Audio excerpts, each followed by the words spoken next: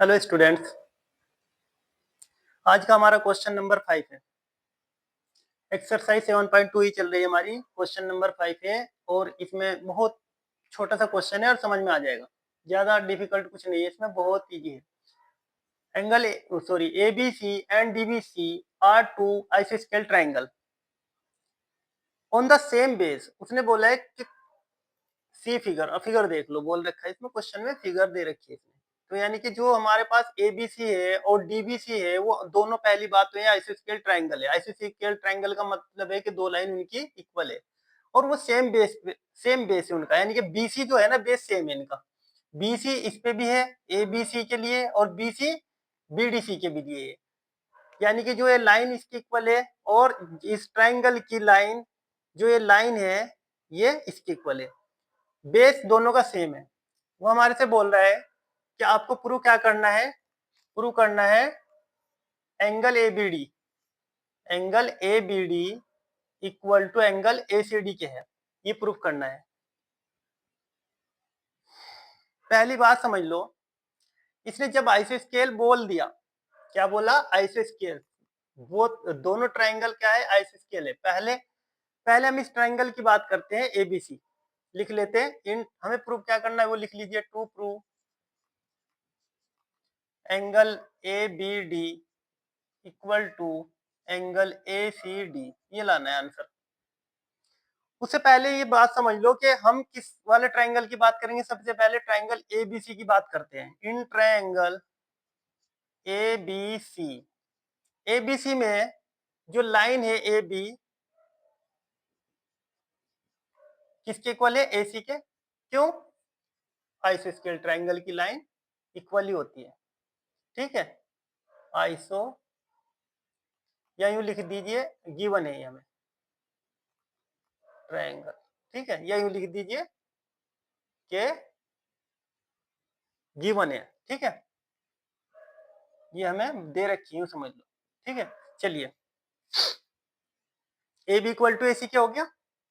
बस छोटी सी बात है, पिछली क्लास में भी बताई थी मैंने। जब ये लाइन इक्वल होगी तो इसके सामने का एंगल ये और इस ए सी के सामने का एंगल ये, यानी कि ए बी लाइन के सामने का एंगल ए सी और ए सी लाइन के सामने का एंगल बी। ऐसे पढ़ सकते हैं इनको, ये भी आपस में इक्वल होंगे और पढ़ कैसे सकते हैं? ए बी सी, ए सी बी, ऐसे पढ़ेंगे इनको। एंगल ए बी सी और एंगल ए सी बी भी इक्वल होंगे, लिख लेते हैं इसको। Angle A B C equal to angle A C B, क्यों होंगे इक्वल वो देख लो, ठीक है। एंगल्स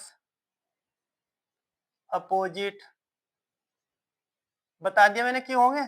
आमने सामने, जब उनकी लाइन इक्वल होगी तो उनके आमने सामने की लाइन अपोजिट एंगल भी इक्वल होंगे, आमने सामने के एंगल भी इक्वल होंगे, अपोजिट एंगल।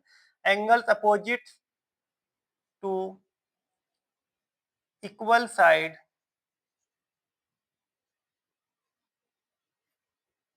आर इक्वल, ठीक है, यही तो आर इक्वल। लाइन जब इक्वल होगी, उसके सामने का एंगल ये लाइन, इस लाइन के सामने का एंगल ये इक्वल होगा। यानी कि जब दो लाइन आपस में इक्वल होगी तो उनके आमने सामने के एंगल भी इक्वल होंगे। चलिए, ये हमारी यूं समझ लीजिए इक्वेशन एक बन गई, इसको रोक लेते हैं। अब दूसरी तरफ पूछ जाओ, इधर आ जाओ बीडीसी में। इन ट्रायंगल बीडीसी, बीडीसी में भी यही है कि जो लाइन है ये किसके इक्वल है? इसके। BD equal to DC, BD equal to DC, और बीडी इक्वल टू डीसी समझो गिवन है, या आइसोस्केल ट्रायंगल था, ये बताया था, जैसा सेम था। टू आइसोस्केल ट्रायंगल लिखा हुआ है। चलिए, जब बीडी इक्वल टू डीसी के इक्वल है तो जो ये एंगल है बीडी के सामने वाला ये, और जो एंगल इसके सामने का है ये भी आपस में इक्वल होंगे। तो हम लिख सकते हैं एंगल, क्या लिखे? एंगल एबीसी लिख लिया। हम लिख सकते हैं angle BDC equal to angle DCB, सही है ना? वही same line, angle opposite to, ठीक है।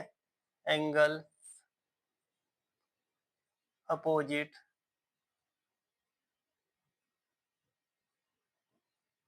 To equal sides are equal. यहां तक क्लियर? ये क्लियर हो गया यहां तक? ये इक्वेशन हमारी सेकंड बन गई। बस हमें कुछ नहीं करना, हमें क्या करना है, एंगल ए बी सी और डी सी बी को यानी कि इन दोनों को जोड़ना है, एडिंग करना है ऐसे, यानी कि पूरा हो जाएगा एंगल ए बी सी। जब एंगल ए बी सी और एंगल डी बी सी को मैं ऐड कर दूंगा तो पूरा पड़ जाएगा ए बी डी। ऐसे ही अगर मैं एंगल ए सी बी को डी सी बी में ऐड कर दूं तो क्या पड़ा जाएगा, एंगल ए सी बी। सही है ना? तो मैं क्या लिखूं, इसको हटा दूं, एडिंग। एडिंग किसको कर दो, इक्वेशन फर्स्ट यानी कि इसको और इसको ऐड कर दूंगा तो आंसर आ जाएगा। चलिए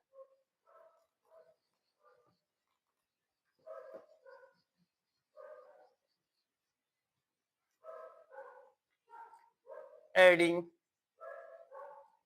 इक्वेशन फर्स्ट एंड सेकंड। सही है? तो इक्वेशन फर्स्ट हमारी क्या है, angle A B C equal to angle A C B. ये तो इक्वेशन फर्स्ट हो गया। इक्वेशन सेकंड हमारी ये है, angle D B C B D C equal to angle D C B. ये हो गया हमारी सेकंड इक्वेशन। दोनों को ऐड कर देते हैं, ठीक है, प्लस कर देते हैं ऐड। चलिए इसको हटा दूं मैं पहले।